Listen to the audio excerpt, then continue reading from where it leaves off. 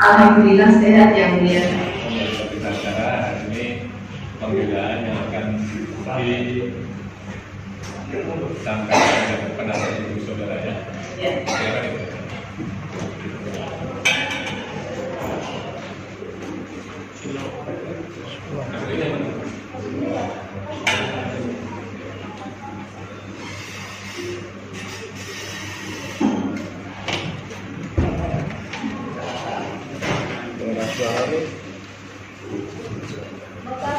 Nota pembelaan atas nama terdakwa Safitri Kadiri Binti Almarhum Sunarto. Majelis Hakim yang mulia, rekan jaksa penuntut umum yang kami hormati, sidang pengadilan negeri Semarang yang kami hormati. Pertama-tama kami selaku penasihat hukum terdakwa terlebih dahulu memanjatkan syukur kepada Tuhan Yang Maha Esa atas berkat rahmat-Nya kami dapat hadir di persidangan yang mulia ini dalam rangka mendampingi terdakwa. Perkenankan kami menyampaikan penghargaan yang setinggi-tingginya dan terima kasih yang sebesar-besarnya kepada Yang Mulia Majelis Hakim yang telah memimpin jalannya persidangan perkara ini dengan teliti dan sabar sehingga kami merasa yakin bahwa didudukannya klien kami selaku terdakwa dalam perkara ini adalah merupakan suatu kehormatan yang diberikan oleh hukum di mana asas praduga tidak bersalah akan selalu diberlakukan terhadap klien kami. Demikian pula penghargaan yang serupa kami juga kepada yang terhormat rekan jaksa penuntut umum yang meskipun dalam requisitannya telah menuntut klien kami bersalah melakukan tindak pidana sebagaimana yang didakwakan, namun kami yakin dan percaya hal tersebut hanya semata-mata karena konsekuensi menerima penyerahan berkas perkara dari penyidik. Bahwa dalam perkara ini kami merasa dan berpendapat pada hakikatnya rasa keadilan tidak saja ditinjau dari segi formalitas yang bisa dimungkinkan melalui rekayasa, tetapi hal tersebut juga ditinjau dan dilihat dari segi keadilan substantif dengan mempertimbangkan segi-segi kondisional yang ada dan mempengaruhinya. Sehingga manakala tanpa adanya petunjuk-petunjuk ke arah pemutarbalikan hukum, maka pengadilan harus menggali kebenaran sejati atas dasar kebenaran yang hakiki. Izinkan kami dengan segala kerendahan hati kami mengitar pendapat Lagun, seorang ahli hukum Prancis yang hidup di abad 17, untuk sekadar mengingatkan kita semua dan merupakan bahan perlindungan yang mengandung nilai filosofi yang sangat mendalam, di mana beliau mengatakan, dihukumnya orang yang tidak bersalah merupakan urusan semua orang yang berpikir. Dihukumnya orang yang tidak bersalah merupakan tragedi dan pembunuhan peradilan. Kesesatan dan pembunuhan peradilan akan terjadi manakala suatu instansi yang bertanggung jawab atas keadilan telah menjatuhkan hukuman terhadap orang yang tidak bersalah, yang berarti juga telah melakukan pembunuhan terhadap jiwa dan pencemaran nama baik serta peruntuhan terhadap sukses dan kebahagiaan seseorang beserta kaum kerabatnya. Ya, dakwaan jaksa penuntut umum primer menyebut perbuatan terdakwa melanggar ketentuan sebagaimana diatur dalam dan diancam pidana pasal 266 ayat 2 junto pasal 55 ayat 1 ke 1 KUHP. Dan perbuatan terdakwa melanggar ketentuan sebagaimana diatur dan diancam dalam pidana dalam pasal 263 ayat 2 junto pasal 55 ayat 1 ke 1 KUHP. Tidak tuntutan jaksa penuntut umum. Karena terdakwa Safitri adalah SHM nomor 05692 seluas 5.710 meter. Namun dalam surat tuntutan disebut bahwa SHM milik terdakwa Safitri adalah 05920. Ahli hukum pidana yang diajukan oleh terdakwa adalah Dr. Kristina Maya Indah SSHM. Namun dalam surat tuntutan disebut Elia Rina Pertiwi. Dalam persidangan tidak pernah diperiksa saksi bernama Maria Teresia Takdere binti Joseph Takdere. Namun dalam surat tuntutan muncul nama tersebut. Kami hanya berpredikat positif. Sangat mungkin rekan jaksa penuntut umum mengalami pertarungan batin yang cukup kuat, karena sebenarnya mengetahui bahwa terdakwa tidak bersalah. Namun karena sistem yang ada terpaksa harus menuntut terdakwa bersalah. Untuk hal tersebut, kami pun cukup prihatin atas apa yang dialami oleh jaksa penuntut umum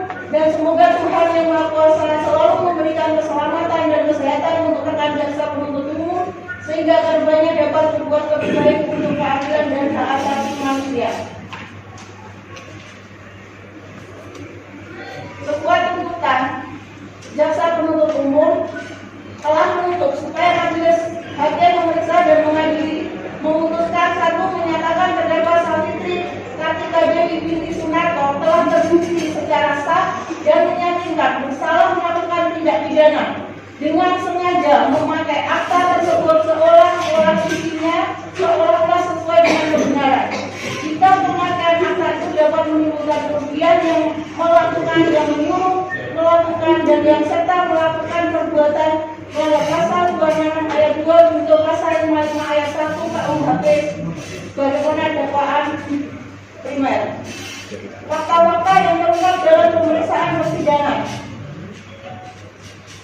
Fakta-fakta mengenai saksi-saksi dan barang bukti yang diajukan tidak akan kami bacakan karena termuat dalam pledoi kami. Langsung pada analisa hukum. Analisa hukum. Majelis Hakim yang mulia, jaksa penuntut umum dan sidang pengadilan yang kami hormati. Selanjutnya kami selaku penasihat hukum akan membuktikan adanya ketidakkesalahan terdakwa dalam tindak pidana yang telah didakwakan kepadanya, di mana dakwaan penuntut umum disusun dalam bentuk subsidiaritas. Dengan tidak menunjukkan apa yang telah diuraikan oleh jaksa penuntut umum dalam tuntutannya, maka berdasarkan fakta-fakta hukum yang terungkap dalam persidangan, kami mempunyai sudut pandang yang tidak sama dengan dakwaan maupun tuntutan jaksa penuntut umum. Akan tetapi, baik kami selaku penasihat hukum terdakwa maupun jaksa penuntut umum mempunyai arah tujuan yang sama, yakni mendekati kebenaran material berdasarkan ketentuan hukum yang berlaku didasarkan pada fakta yang terungkap di persidangan. Selanjutnya, marilah kita tinjau secara juridis unsur-unsur pidana dari pasal-pasal yang didakwakan dalam primer melanggar pasal 266 ayat 2 junto pasal 55 ayat 1 ke 1 KUHP sebagai berikut. Unsur barang siapa? Unsur barang siapa dasarnya menunjukkan pada orang yang apabila orang tersebut memenuhi semua unsur tindak pidana yang terdapat di dalam rumusan tindak pidana tersebut, maka ia baru dapat disebut sebagai pelaku atau dader dalam tindak pidana yang didakwakan. Oleh karena unsur setiap orang dalam suatu tindak pidana merupakan salah satu unsur subjektif, maka kami dapat terbuktinya unsur barang siapa yang dalam hal ini terdakwa, dan untuk dapat dipertanggungjawabkan sebagai pelaku masih harus dibuktikan lagi unsur-unsur objektif dalam tindak pidana yang didakwakan. Unsur dengan sengaja memakai akta tersebut seolah-olah isinya sesuai dengan kebenaran, bahwa agar tidak keluar dari koridor surat dakwaan, marilah kita telaah apakah benar konstruksi dari dakwaan dan tuntutan jaksa penuntut umum yang menjadikannya Savitri Kartika Dewi selaku terdakwa dalam perkara ini berdasarkan fakta hukum sebagai berikut. 1. Adanya akta jual beli nomor 232/2017 dari PPAT Madiana Herawati antara Slamet sebagai pembeli, Slamet selaku penjual, dan terdakwa Kartika Dewi sebagai pemilik, di mana pada kenyataannya Slamet selaku penjual tidak pernah menerima pembayaran dari terdakwa Savitri Kartika Dewi selaku pembeli sebesar 4M.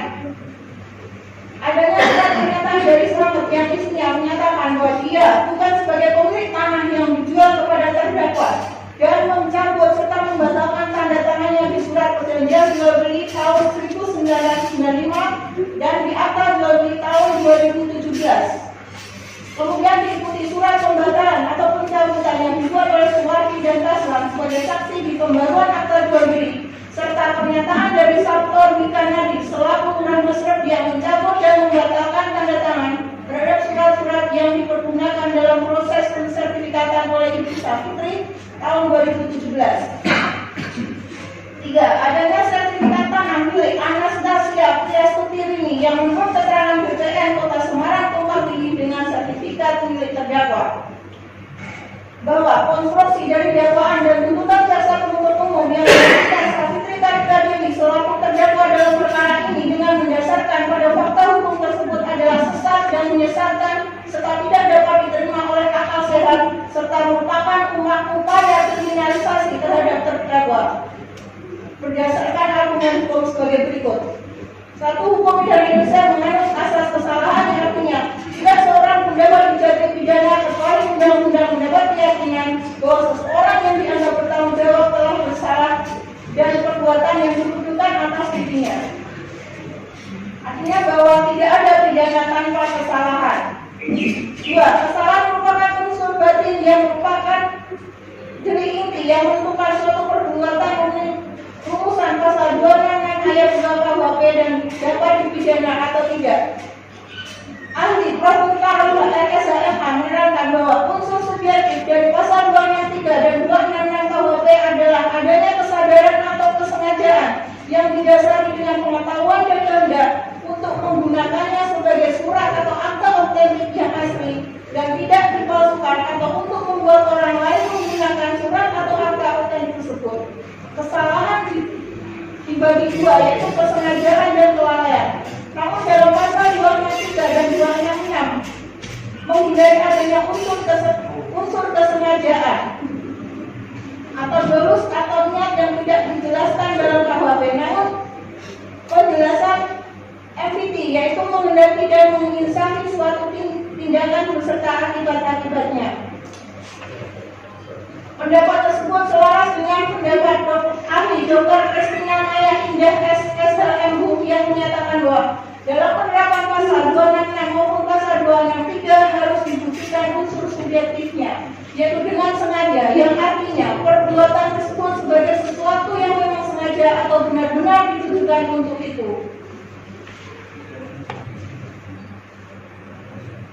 Ekuivalen dengan hal tersebut, maka tindakan terdakwa yang mensertifikatkan tanah miliknya sehingga terbuat SHM 05692 seluas 5.710 meter persegi atas nama Savitri Kartika Dewi yang diduga tumbang tinggi dengan sertifikat saksi Anastasia nomor 4421 dan 0520 meter 3 memenuhi unsur kesengajaan sebagaimana disyaratkan dalam pasal 266 ayat 2 KUHP berdasarkan argumen hukum sebagai berikut. Sesuai pendapat ahli Dr. Kristina Maya Indah SHMH, seorang pembeli atas bidang tanah yang sebelum sertifikat tanahnya dan kemudian menandatangani surat-surat atau dokumen yang berkaitan dengan permohonan pensertifikatan tersebut, maka tidak otomatis bertanggung jawab secara hukum apabila ada dugaan pemalsuan. Harus terlebih dahulu diukur dengan sikap batinsnya atau mensrea sejauh mana ia mengetahui adanya kepalsuan tersebut dan bagaimana prosesnya. Apabila ia benar-benar tidak mengetahui adanya kepalsuan atau dokumen tersebut, maka ia tidak dapat dipertanggungjawabkan atas dugaan pemalsuan dokumen.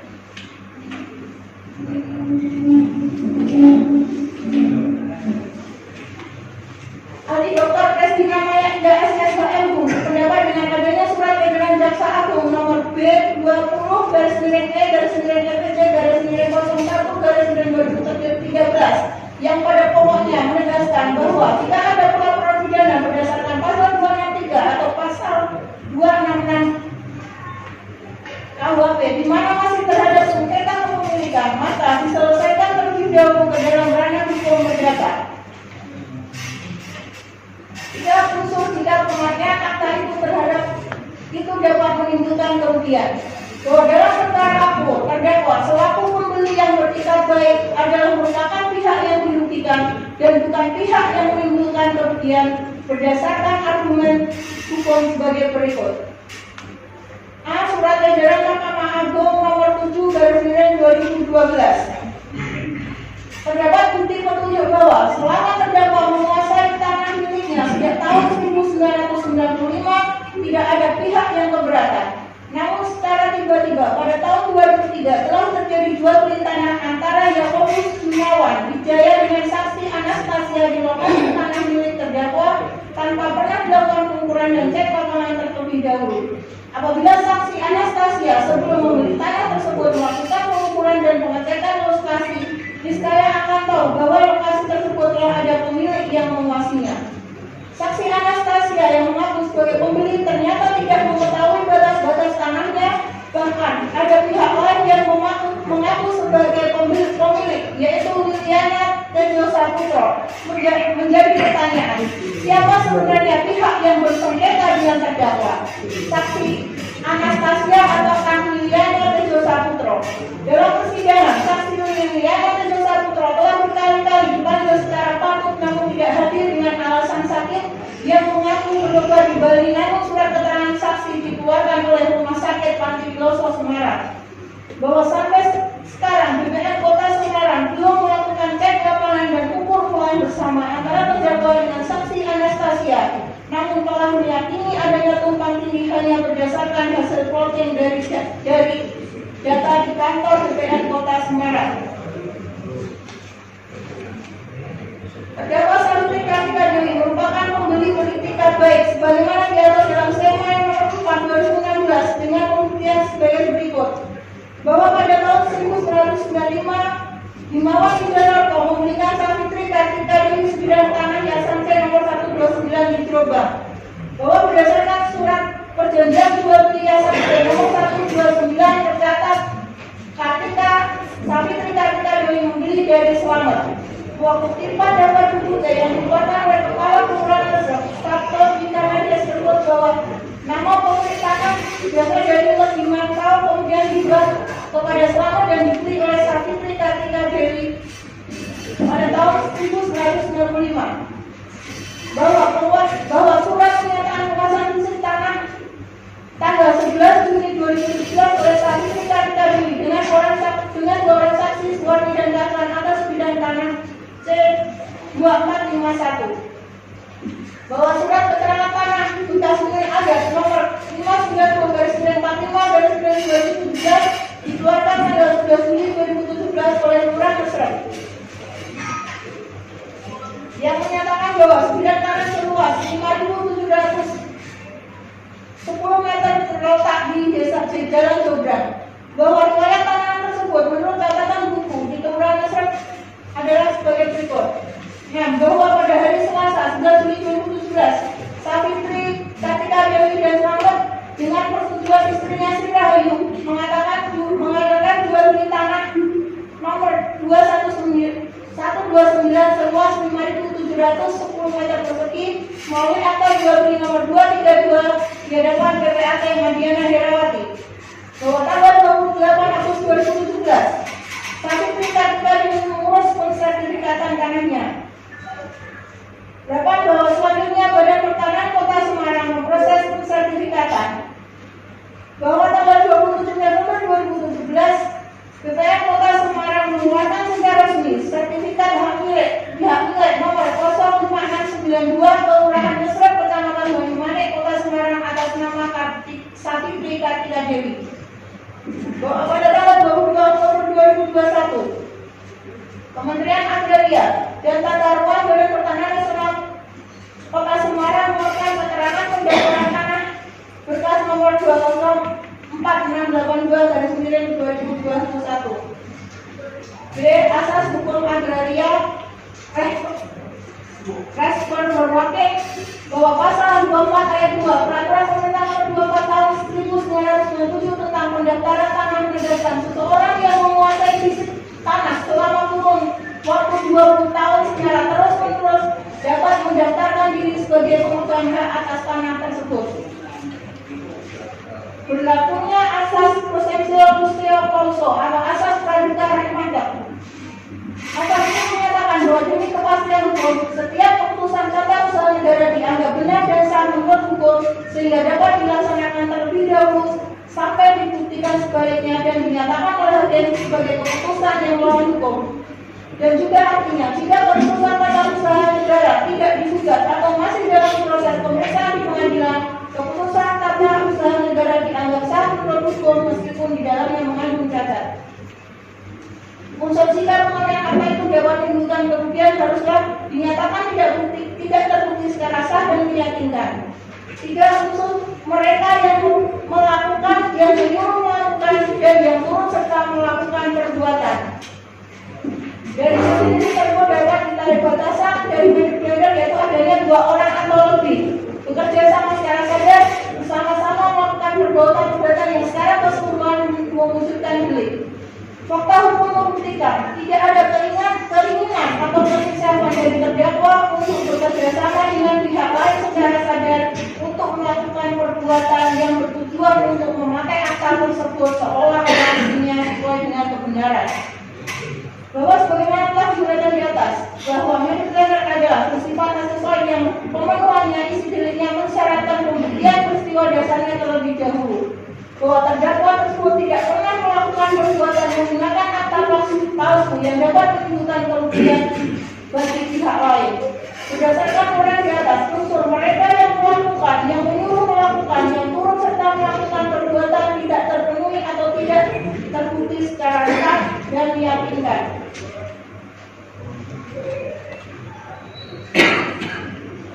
Bahwa dengan demikian terdakwa tidak terbukti secara sah dan meyakinkan melakukan tindak pidana dengan sengaja memakai akta tersebut seolah-olah isinya sesuai dengan kebenaran. Jika pemakaian akta itu dapat menimbulkan kerugian, yang melakukan, yang menyuruh melakukan, dan yang turut melakukan perbuatan sebagaimana dakwaan primer melanggar pasal 26 ayat 2 junto pasal 55 ayat 1 KUHP. Oleh karenanya terdakwa patut dibebaskan dari dakwaan tersebut. Selanjutnya para bersangkutan menguji dakwaan subsidiar yaitu melanggar pasal 263 ayat 2 junto pasal 55 ayat 1 KUHP. Untuk tafsir pasal tersebut tidak berbeda dengan pasal 26 ayat 2 KUHP yang merupakan bentuk khusus dari pasal 263 ayat 2, di mana pasal 263 ayat 2 berkenaan dengan surat atau dokumen secara umum, sedangkan pasal 266 ayat 2 penekanannya adalah mengenai akta otentik. Oleh karena itu, dengan argumen hukum yang sama, kami berpendapat perbuatan terdakwa tidak memenuhi rumusan pasal 263 ayat 2 untuk pasal 55 ayat 1 ke 1 KUHP sebagaimana dakwaan subsidiar dari jaksa penuntut umum. Karenanya terdakwa patut dibebaskan dari dakwaan dan tuntutan pasal tersebut. Permohonan Majelis Hakim yang mulia, jaksa penuntut umum yang terhormat, dengan penuh kerendahan hati kami sampaikan permohonan maaf kepada semua pihak, terutama kepada jaksa penuntut umum, karena pembelaan ini bertolak belakang dan berlainan dengan jaksa penuntut umum. Maupun kami bersama-sama ingin adanya kepastian dan keadilan serta keseimbangan dalam hukum dan berusaha sekeras-kerasnya mewujudkan argumentasinya tanpa memperkosa kebenaran, fakta-fakta serta bukti-bukti guna tercapainya material bukti. Oleh karena itulah kami menyerahkan sepenuhnya kepada Yang Mulia Majelis Hakim guna mempertimbangkan dan memutuskan argumentasi berdasarkan fakta persidangan yang telah kami kemukakan. Selanjutnya, kami memohon kehadapan Majelis Hakim yang mulia untuk menjatuhkan putusan dalam perkara ini dengan amarnya berbunyi sebagai berikut. Mengadili 1. Menyatakan terdakwa Savitri Kartika Dewi binti almarhum Sunarto tidak terbukti bersalah melakukan tindak pidana sebagaimana diatur dan diancam pidana dalam pasal 26 ayat 2 junto 55 ayat 1 ke 1 KUHP sebagaimana yang didakwakan dalam dakwaan benar. 2. Menyatakan terdakwa Savitri Kartika Dewi binti almarhum Sunarto tidak terbukti bersalah melakukan tindak pidana sebagaimana diatur dan diancam dalam pasal 263 ayat 2 junto pasal 55 ayat 1 ke 1 KUHP sebagaimana yang didakwakan dalam dakwaan subsidiar. 3. Membebaskan atau melepaskan terdakwa Savitri Kartika Dewi binti almarhum Sunarto dari segala dakwaan dan tuntutan serta penahanan dalam perkara ini. 4. Menyatakan memulihkan dan merehabilitasi nama baik serta kehormatan terdakwa Savitri Kartika Dewi binti almarhum Sunarto tersebut seperti semua. 5. Menyatakan barang bukti berupa Amarta SHM nomor 0462 seluas 5.700 meter persegi atas nama Savitri Kartika Dewi. BSHM 0562 seluas 5.700.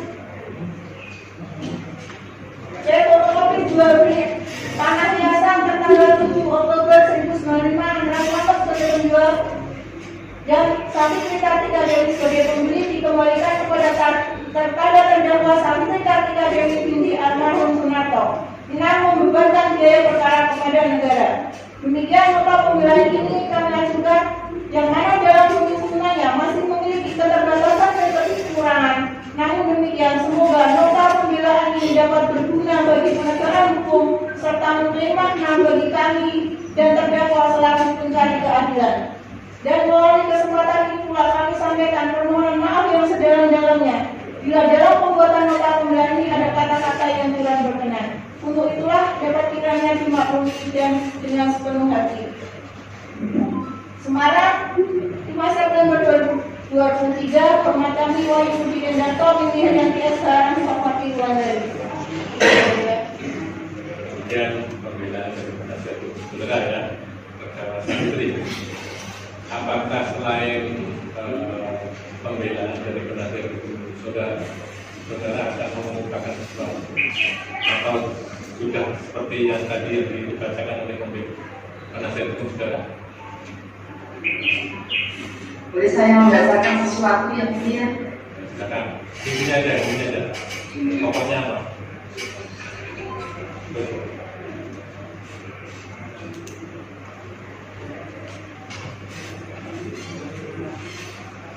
Majelis hakim yang saya muliakan,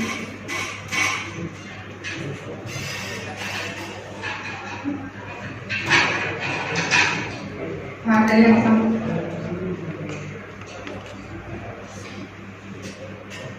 Tidak usah nangis, nanti bagian dari sini. Ya, majelis hakim yang saya muliakan, materi yang satu merupakan tentang Tuhan kepada Allah, Tuhan yang Maha Kuasa, saya berserah dan mohon keadilan. Serta melalui majelis hakim yang mulia, saya mengharapkan dilepaskan dari semua dakwaan dan tuntutan terhadap diri saya. Yang lengkap tidak pribadi agar saya sangat dapat mendatangkan kebaikan dari siapa saja yang serta tidak lupa saya menyampaikan terima kasih kepada majelis hakim yang mulia atas kesempatan yang telah diberikan kepada saya. Mohon maaf pada semua pihak atas kekeliruan dan kekurangan yang saya miliki. Jadi pada intinya ingin dilepaskan dari semua dakwaan. Ya.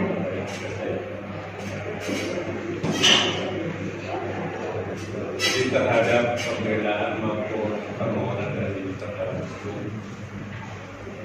saudara penuntut mau melakukan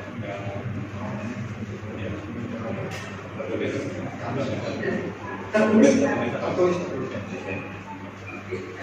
Ini tanggal 5. Jadi kami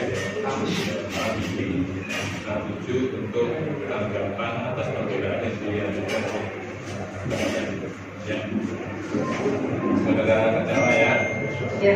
Perkara saudara akan ditunda hari Kamis tanggal 7 September dengan acara tanggapan pembelaan ya dari ya.